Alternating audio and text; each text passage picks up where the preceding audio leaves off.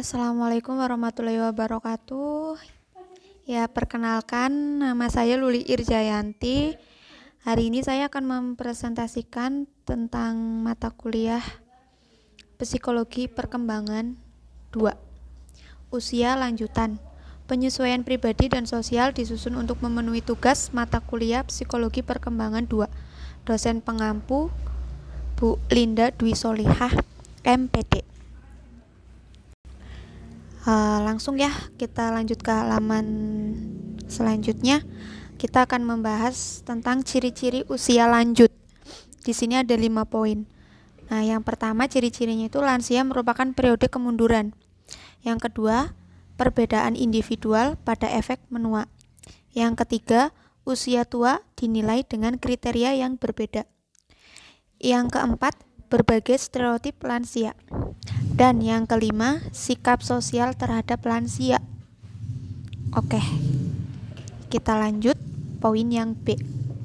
Tugas perkembangan usia lanjut. Secara garis besar, menurut Havik-Hartz, tugas-tugas perkembangan usia lanjut adalah sebagai berikut. Yang pertama, menyesuaikan diri dengan menurunnya kekuatan fisik dan kesehatan.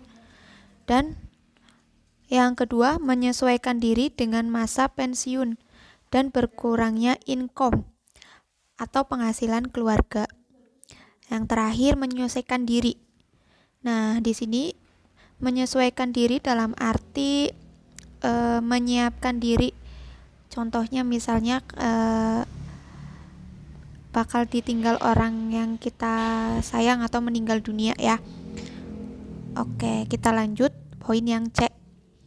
Penyesuaian diri terhadap perubahan fisik lanjut usia. Dari beberapa pengertian di atas menerangkan bahwa penyesuaian diri pada lanjut usia adalah kemampuan orang yang berusia lanjut untuk menghadapi tekanan atau konflik akibat perubahan-perubahan fisik maupun sosial, psikologis yang dialaminya, dan kemampuan untuk mencapai keselarasan antara tuntutan dari dalam. Baik, kita lanjut ke poin yang D. Perubahan motorik pada usia lanjut. Perubahan motorik pada usia lanjut terjadi perubahan pada sistem muskular sendi, sistem skeletal.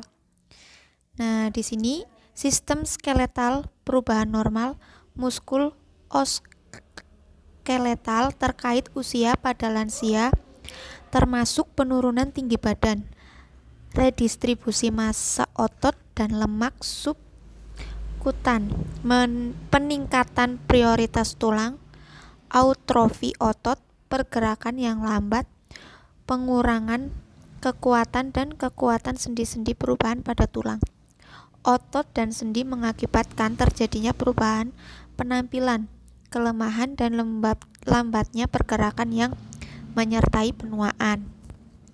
Di sini sistem muskular, perubahan gaya hidup dan penurunan penggunaan sistem neuromuskular adalah penyebab utamanya, yaitu kehilangan kekuatan otot atau kerusakan otot terjadi karena penurunan jumlah serabut otot dan atrofi secara umum pada organ dan jaringan tubuh.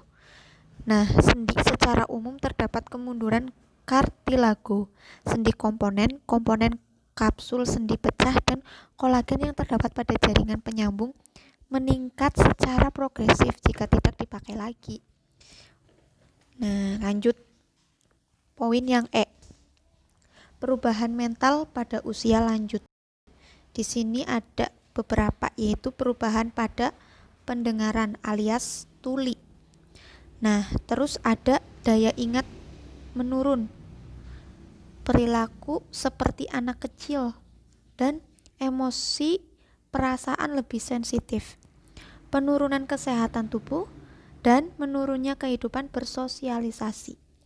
Nah, itu semua perubahan mental pada usia lanjut. Kita lanjut untuk poin yang E, yaitu perubahan minat pada usia lanjut. Nah, perubahan minat ini terjadi penyesuaian pada usia lanjut sangat dipengaruhi oleh perubahan minat dan keinginan dilakukan secara sukarela atau terpaksa. Minat pada usia orang berusia lanjut pada umumnya berupa minat pribadi, minat untuk berrekreasi, dan keinginan sosial. Di sini bisa dikelompokkan ya, ada 2 kelompok. Misalnya nih, 2 kelompok persahabatan. Kelompok semacam ini terbentuk dari pasangan-pasangan yang bersatu, yang dibentuk pada waktu mereka masih muda karena mereka mempunyai minat dan kesenangan yang serupa secara timbal balik. Contoh lainnya, kelompok atau perkumpulan formal. Apabila peran kepemimpinan dalam kelompok atau perkumpulan formal diambil alih oleh anggota yang lebih muda, dan apabila perencanaan kegiatan terutama berorientasi pada minat mereka yang lebih muda itu, orang lanjut usia merasa tidak diperlukan lagi dalam organisasi semacam ini, menghentikan keanggotaan mereka dalam perkumpulan tersebut. Nah, contoh lainnya perbedaan keinginan untuk mati pada pria dan wanita lanjut usia. Yang pertama, secara umum pria memusatkan perhatian pada kematian mereka sendiri yang antara lain meliputi pertanyaan tentang apa yang akan menyebabkan kematian mereka, kapan kematian tersebut terjadi, dan sebagainya. Terus bagi wanita, ketertarikan mereka bagaimanapun juga terpusat pada masalah kematian suami dan pada kematian diri sendiri. Itu salah satu contoh perubahan minat ya pada usia lanjut. Kita lanjut untuk poin yang terakhir, yaitu kita kesimpulan. Di sini kita dapat menyimpulkan ya. Yang pertama, terdapat beberapa definisi dalam mengartikan masa usia lanjut. Dilihat dari segi fisiologi, psikologis, status sosial ekonomi maupun dari segi umur kronologis. Secara umur kronologis, seseorang dikatakan mencapai masa usia lanjut usia apabila berusia 60 tahun atau 65 tahun ke atas berdasarkan Undang-Undang Nomor 4 Tahun 1965. Nah, poin yang kedua, berlangsungnya masa lanjut usia didukung oleh beberapa teori yang meliputi teori biologi, teori kejiwaan sosial, dan teori lingkungan. Beberapa teori tersebut memberikan implikasi berbeda terhadap masa usia lanjut. Masa lanjut usia memiliki ciri-ciri, yaitu adanya proses gradasi atau kemunduran kemampuan baik kognitif, fisik maupun mental psikologis. Nah, demikian presentasi sampaikan. Jika ada yang ditanyakan, saya buka pertanyaannya. Untuk presentasinya saya akhiri. Wassalamualaikum warahmatullahi wabarakatuh.